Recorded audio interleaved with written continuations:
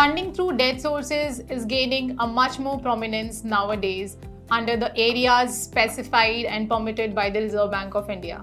Hi, my name is Neetu Yadhav and welcome to FEMA series again. In my last videos, I discussed on ODI, FDI, sectors and sector-specific conditions. My today's topic is very critical and gaining a very new height as a popular source of funding. Now let's discuss about today's topic. So today's topic will be external commercial borrowings. So what do we mean by external commercial borrowings? The ECBs are the commercial loans, the borrowings raised by the eligible resident entities from the recognized non-resident entities after conforming with the parameters such as minimum average maturity period, permitted and non-permitted end users, etc. These borrowings are expected to conform to the norms and conditions put forth by the RBI. The ECBs fall under the umbrella of RBI regulations, as also mentioned on my screen, the Master Direction, External Commercial Borrowings, Trade Credit and Structured Obligations, and the Foreign Exchange Management Act 1999. Let's understand the framework of ECB. Raising the ECB should be in conformation with many parameters. Let's understand some of them. Number one is currency of borrowing. ECB can be raised in any freely convertible foreign currency as well as in Indian rupees or any other currency as specified by the Reserve Bank of India in consultation with the Government of India. Number two, eligible borrowers. All the entities who are eligible to receive FDI will be falling under the definition of eligible borrowers.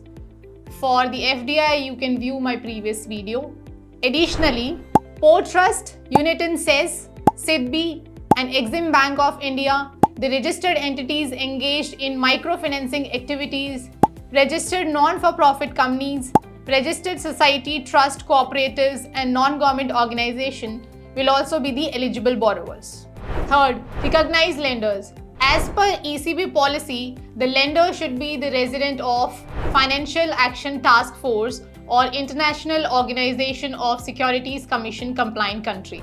However, multilateral financial institutions and regional financial institutions where India is a member country will also be considered as recognized lenders. Foreign equity holders can also be considered as recognized lenders.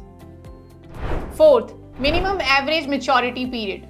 So generally it is for 3 years, but for specific categories it is separately mentioned. Example, the ECB raised from the equity holder, the foreign equity holders will be for 5 years, which is majorly for the working capital requirement or for the repayment of rupee loan.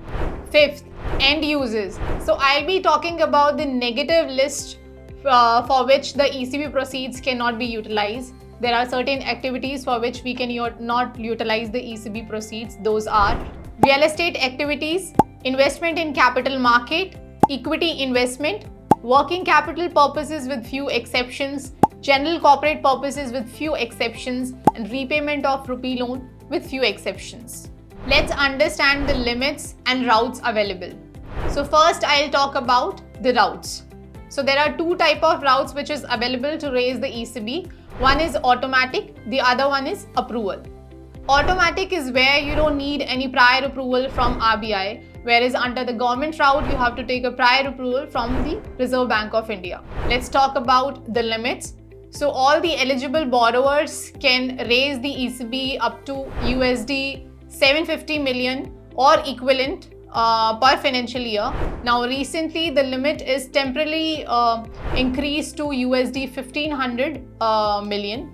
If anything is going beyond this limit, approval route will be applicable to that. In short, ECB is a debt source of funding with a minimum average maturity period for the repayment, whereas FDI is an equity source of funding which becomes a part of equity capital of the Indian entity. With this, I would like to conclude my video. I hope I was able to provide you some basic information on the ECB. Thank you so much for listening this video. Do not forget to press the bell icon and do subscribe our channel. Thank you so much. Bye-bye.